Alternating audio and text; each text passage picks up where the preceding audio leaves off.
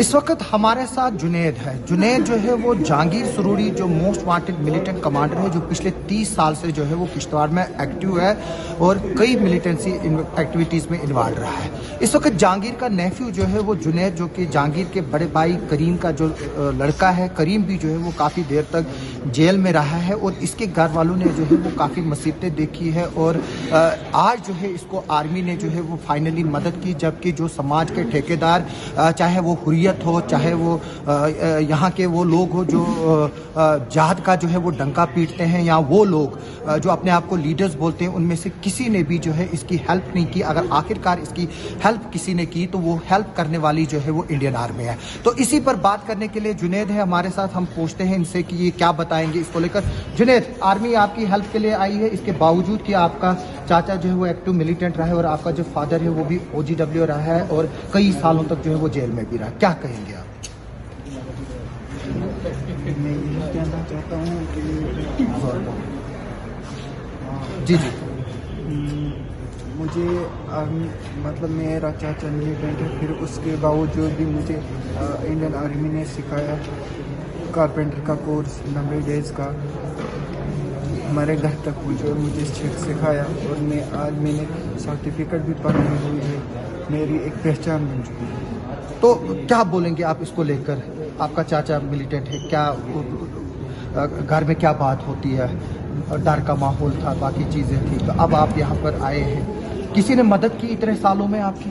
किसी ने मदद नहीं की, किसी ने मदद नहीं की, फिर भी हमारे जो आर्मी है ये हमारे घर तक पहुँची, किसी ने मदद आज तक नहीं की। मेरे बाप ने मजदूरी की है, माँ ने, और हमें इतना बड़ा बनाया, फिर हमारे घर तक आर्मी पहुँची, मदद की।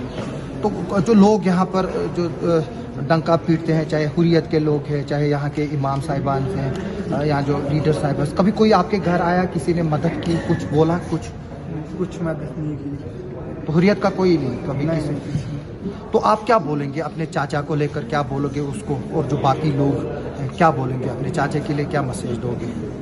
अपने चाचा के लिए यही मैसेज देना चाहता हूँ कि वो सरेंडर करे और जो वो गए हैं और सरेंडर करे, मतलब वो मेन स्ट्रीम में आए। आप बात करना चाहते हैं कि वो मेन स्ट्रीम में आए आपके चाचा, मतलब सरेंडर करे।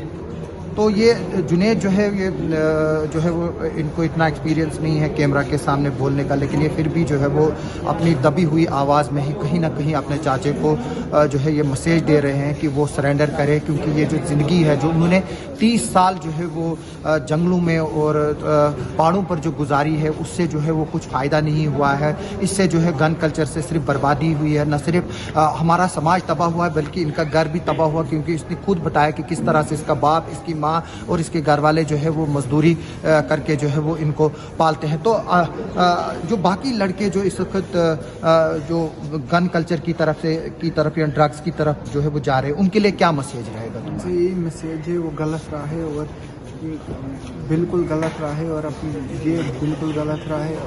हमारी तरह से ये सीखे जो इंडियन आर्मी ने हमें जो सिखाया और यहाँ लाया और हमारी एक पहचान दी, यही उससे अपील है। तो ये जुनैद थे। जुनैद, आपका बहुत बहुत शुक्रिया, आपने गट्स दिखाई हमसे बात करने के लिए, जो आपकी फैमिली में आज तक जो है वो कोई नहीं कर पा रहा था। तो आप वाहिद ऐसी जो नई जनरेशन है जिसने अपने चाचा को, जो पिछले 30 साल से एक्टिव, उसको अपील कर रहे हैं कि वो सरेंडर करें। मेरी भी इस वीडियो से गुजारिश रहेगी कि जहांगीर सुरूरी से कि वो जो है वो सरेंडर करे और जो अपनी फैमिली के साथ जो है वो रहे। उसके खिलाफ जो केसेस है, चाहे वो सच्चे हैं चाहे वो झूठे हैं, वो वक्त और अदालत जो है उसका फैसला करेगी। लेकिन अगर वो बेकसूर भी है, लेकिन फिर भी जो है अगर उसने काफ़ी एक्टिविटीज़ भी जहाँ पर मिलिटेंसी की नहीं की, लेकिन फिर भी वो उसी के खाते में चढ़ी हुई है, क्योंकि वही इस वक्त एक्टिव है। अगर वो सामने आता है और कल को जो है उन केसेस को जो है वो कोर्ट में फेस करता है, तो फिर बाद में कोर्ट ही डिसाइड करेगा कि क्या वो सच्चा था या वो FIR झूठी थी। तो